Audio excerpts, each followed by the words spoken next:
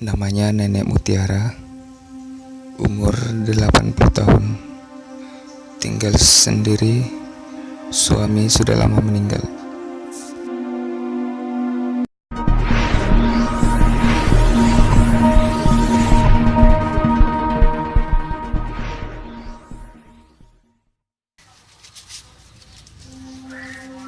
Kemarin jam aja makanya pati ruang aku dulu nalai pamatas segala mataku kita mau bangunnya aja gila masambaran. Nenek Mutiara setiap hari mengisi hari-harinya membuat bakung dari daun nipah yang didapatnya dari pemberian warga.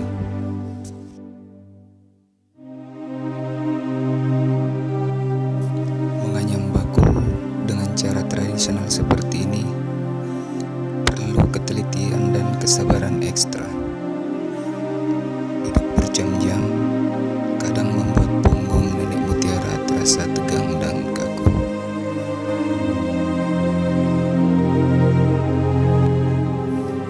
Meski begitu, Nenek Mutiara tetap bersyukur dan tetap menjalani hidup sendirian.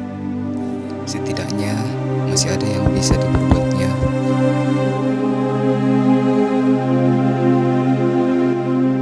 Beratnya hidup sudah pasti terasa, namun Nenek Mutiara tetap menjalaninya sendiri dengan penuh keikhlasan. Meski bakul buatan Nenek Mutiara sudah tidak banyak lagi peminatnya, itu bukanlah sebuah penghalang.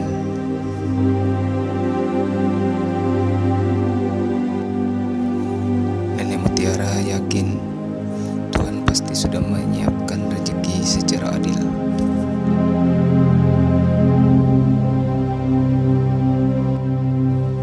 Rumah sederhana inilah yang menjadi istana bagi Nenek Mutiara, meski terlihat sudah tua.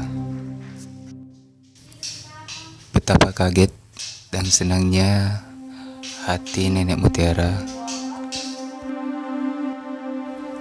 saat menerima sembako yang saya bawakan, meski jumlahnya tidak seberapa.